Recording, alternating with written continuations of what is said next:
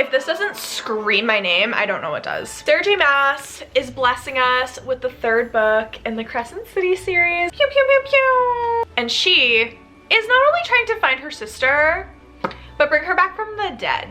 Because, duh. Hello besties, welcome back to my channel. My name is Tori if you're new. We're here to talk about my most anticipated book releases of 2024. I do these quarterly because I feel like if I did it for the whole year, there's still books that are yet to be announced that are coming out.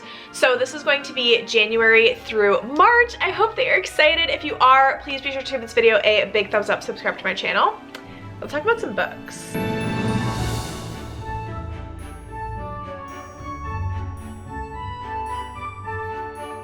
Starting with releases that are coming out in January, there's a couple big ones that you're probably already aware of, but I couldn't not mention them in this video.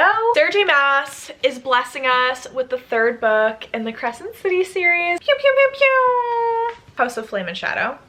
I don't need to say anything else. Obviously, she has a cult following. I'm excited to read it. I'm probably gonna wait until some of the hype dies down to read it because I get really stressed, but we have that to look forward to. And then the other big one that I think is very highly anticipated for January is Map of the Otherlands by Heather Fawcett. This is book 2 in the Emily Wilde series. We follow our beloved main characters, Emily Wilde and Bamblebee. They are back together again, here to steal our hearts once more with their incredible banter and just the coziest fantasy vibes ever, mixed in with some fairy mischief. So mysterious fairies from other realms appear at her university. The curmudgeon Professor Emily Wilde must uncover their secrets before it's too late in this heartwarming, enchanting 2nd installment of the Emily Wilde series.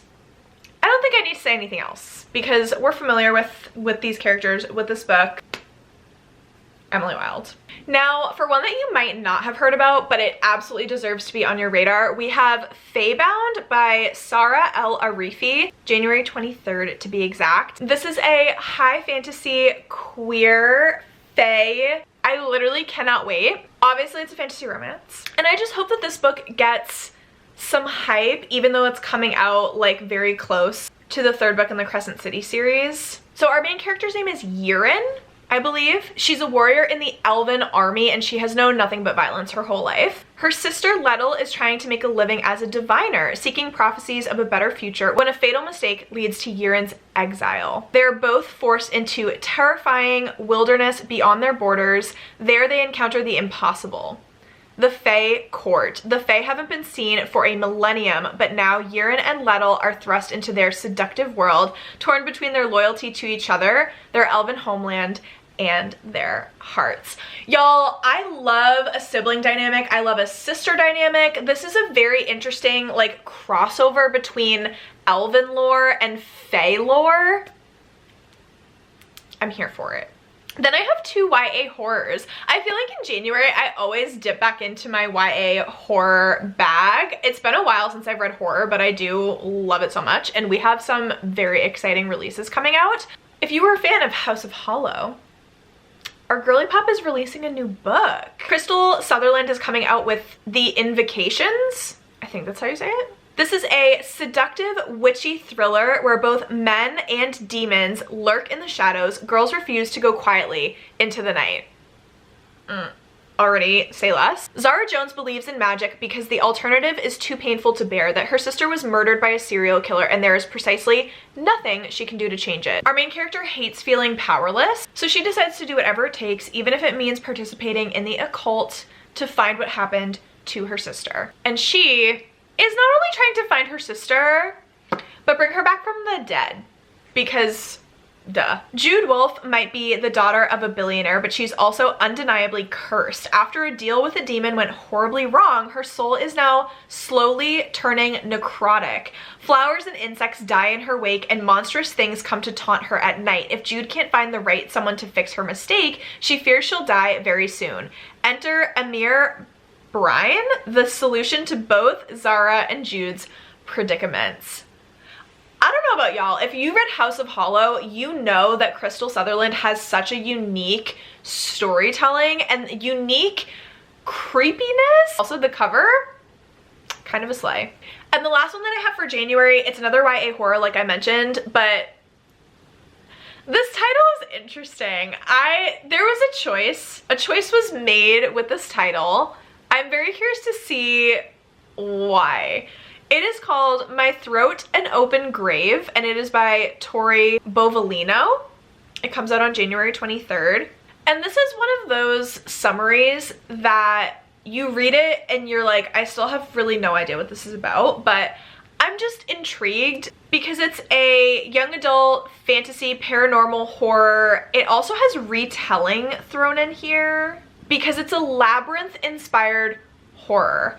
I loved Pan's Labyrinth. That's like one of my favorite movies of all time. We used to watch it in Spanish class and it actually scared the living daylights out of me, but I can't stop watching it. We have a character, her name is Leah Jones, and she's not having a good time in life. She is in high school, but she has no hope for a future outside of Winston, Pennsylvania. She's on the verge of dropping out of high school, barely balancing her job at the gas station with her duty to care for her baby brother, Owen. But when Owen is taken by the Lord of the Wood, Leah must face the dangers of the wood to write a song that will win Owen back and the truth of how her life went so very, very wrong. Next up, February, we'll start with the big ones that I can't stick and wait for. So we have the next book in Empire of the Vampire coming out. It is called Empire of the Damned.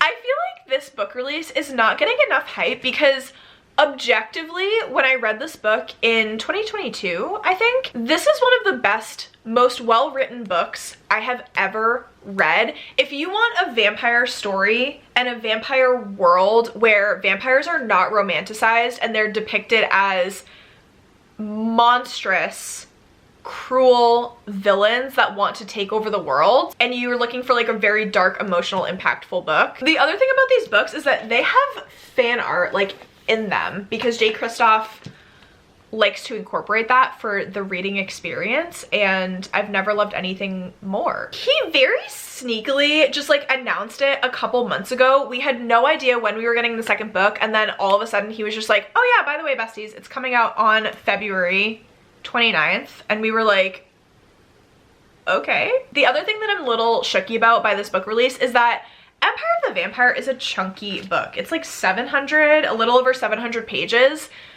The next book is only 400. So interesting. Anyways, then we have a new release from one of my favorite romantasy authors, one of my favorite enemies to lovers romantasy authors. Danielle Jensen is coming out with a new book. It is called A Fate Inked in Blood. It is the first book in a new series. It comes out February 27th. In this book, we follow a shield maiden blessed by the gods' battles to unite a nation under a power-hungry king while also fighting her growing desire for his fiery son in this Norse-inspired fantasy romance. Freya is bound in an unwanted marriage. Strong start. She spends her day gutting fish, but dreams of becoming a warrior, of putting an axe in her boorish husband's back. Go off, queen. Freya's dreams abruptly become reality when her husband betrays her to the region's Jarl, landing her in a fight to the death against his son, Bjorn. To survive, Freya is forced to reveal her deepest secret. She possesses a drop of the goddess's blood, which makes her a shield maiden with magic capable of repelling any attack. It was foretold such a magic would reunite the fractured nation of Skaland beneath the one who controls the shield maiden's fate. Believing he is destined to rule Skaland as king, the fanatical Jarl binds Freya with a blood oath and orders Bjorn to protect her from their enemies. Desperate to prove her strength, she must train to fight, learn to control her magic, all while facing the perilous tests set before the gods. If this doesn't scream my name, I don't know what does. Another sequel book. We have the sequel book coming out for Seven Faceless Saints by M.K. Lobb. I read this and gave it 4 stars this year. I did really like it. It's another book where if you like kind of like a dark, emotional, creepy YA fantasy, I think that you would like this. It's founded in religion, a society that really, really emulates like the Vatican, which is freaking creepy if you know anything about the Vatican. It has to do with saints that have power and a society that is very fragmented because of this religion and because of these saints. It left off on a massive cliffhanger, so we have Disciples of Chaos coming out in February. I'm really excited for it. I think it's gonna be a good time, and the ending of Seven Faceless Saints got very, very bloody and dark, and I really hope that those vibes continue into book 2, because it was a little bit of a slower start, but the ending just captured me, and I can't wait for the second one. Actually, another sequel book that I'll mention really quickly, What Feasts at Night by T. Kingfisher. This is the second book in the Sworn Soldier series. The first book of this was What Moves the Dead. These are 2 horror novellas that are based off of The Fall of the House of Usher, I believe. Yes. The first one was creepy, and I really enjoyed it. I believe it was a 5-star read for me. It's not everyone's cup of tea. It's very similar to a Mexican Gothic, if you know what I mean. It's definitely more Gothic writing. It is a Poe retelling. I'm curious because the first one, it had kind of a soft, mysterious ending. I didn't necessarily think that we were going to get a second book in the series, but we are. This one will be a really fun, quick, creepy read, and if y'all know me, I am on my T. Kingfisher journey lately. I have just been in the mood for T. Kingfisher. Actually, all I've read from her are novellas. I read What Moves the Dead, I read Thornhedge, which I really liked, which is a completely different vibe. Like, T. Kingfisher has such a range of writing and of genres that she does. I have Swordheart and I have Paladin's Grace on my TBR for next year, so why not add in one of her horrors? On February 15th, we have a new release from S.T. Gibson. We have An Education in Malice. I feel like this book has been talked about for quite some time now because the girlies, we loved A Dowry of Blood. We have been patiently waiting for another book from S.T. Gibson. I also feel like this book is very hyped because S.T. Gibson literally said, you get an arc, and you get an arc, and you get an arc. So many of my friends have been reading the arc for An Education in Malice, and I've been sneakily seeing like little things about it, and I can't wait for it. So this book is a dark academia tale of blood secrets and insatiable hungers. All right, bestie, go off. Deep in the forgotten hills of Massachusetts stands St. Perpetua's College. Isolated and ancient, it is not a place for timid girls. Here, secrets are currency, ambition is lifeblood, and strange ceremonies welcome students into the fold. On the first day of class, Laura Sheridan is thrust into an intense academic rivalry with the beautiful and enigmatic Carmilla. Together, they are drawn into the confidence of their demanding poetry professor, De La Fontaine, who holds her own dark obsession with Carmilla. As their rivalry blossoms into something far more delicious, Laura must confront her own strange hunger. This is a lot's going on. I'm overwhelmed. I'm excited. I can't sink and wait to get my hands on this book. That's all I'm gonna say. I need to calm down. And then the last book that I have for February, I actually saw this on Liv from Liv's Libraries anticipated releases for 2024. It sounded so good. I immediately added to my want to read, and it is called A Tempest of Tea, and this is by Hafsa Faisal. This is the same author who wrote the fantasy series or fantasy duology We Hunt the Flame. I did love the writing style in We Hunt the Flame, so I'm very excited for this one because it sounds so different. It is a young adult fantasy slash like paranormal, and it has vampires in it. It just sounds very unique. Now, do not get discouraged if some people love Six of Crows and some people it was not for them. I am not going to get discouraged that it says perfect for fans of Leigh Bardugo's Six of Crows because the atmosphere of this book sounds really interesting.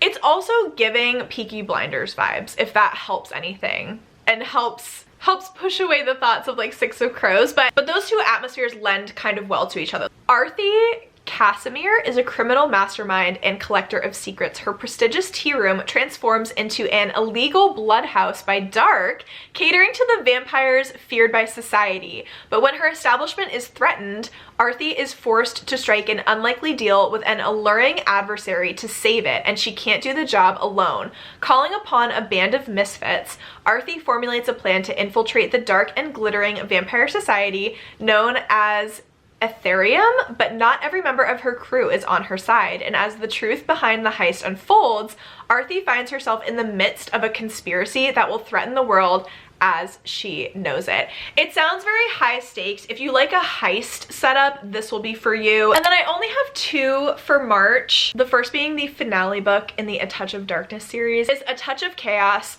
Y'all, when I say I have been waiting for this book for 2 years, the ending of the series was a little bit drawn out because we got a whole spin-off of Hades' POV. I cannot wait to get the final book in Persephone's POV. If y'all don't know, if you're new to my channel, A Touch of Darkness was the first romantasy that I read when I was getting back into reading in 2020. It set me on a path to where we are today. And then the final book that I have that also comes out in March is called The Hedge Witch of Fox Hall, and this is by Anna Bright. This cover gives Margaret Rogerson. It is a YA fantasy, kind of historical fantasy romance. It has witches in it, obviously. It is a standalone. Absolutely 0% clue how to say this main character's name. I'm gonna pop up how it's spelled on screen. Just ignore my pronunciation because I know that it's incorrect. Fionn is the last hedge witch in Fox Hall. To work her magic, she takes only what nature can spare, unlike the witches of the powerful Fox Hall Coven, who sacrifice whole forests to fuel their spells. But across the warring kingdom of Wales, all magic is fading, even dragons have vanished. Prince Taliesin would love nothing more than to watch magic die, but when his father charges Tal and his brother Dafydd with destroying King Offa's massive earthen wall raised by their Mercian enemies to the east, which may be the cause of magic's disappearance, he begrudgingly seeks aid from a witch, because whichever prince succeeds in destroying the wall will win the throne, and Tal is willing to do whatever it takes to become king, even if Foxhall Coven refuses to help him, even if he's forced to team up with a Spitfire hedge witch who hates him almost as much as he hates her magic. So cute, so cozy, YA, fantasy, romance, give me the Margaret Rogerson vibes. Period. Those are all of the books that I have for you, my friends. I feel like I'm forgetting a couple, so if you have any that I haven't mentioned that you are highly anticipating that are coming out between January and March of next year, please let me know. I will catch you in the comments and I will see you in my next one, friends. Bye!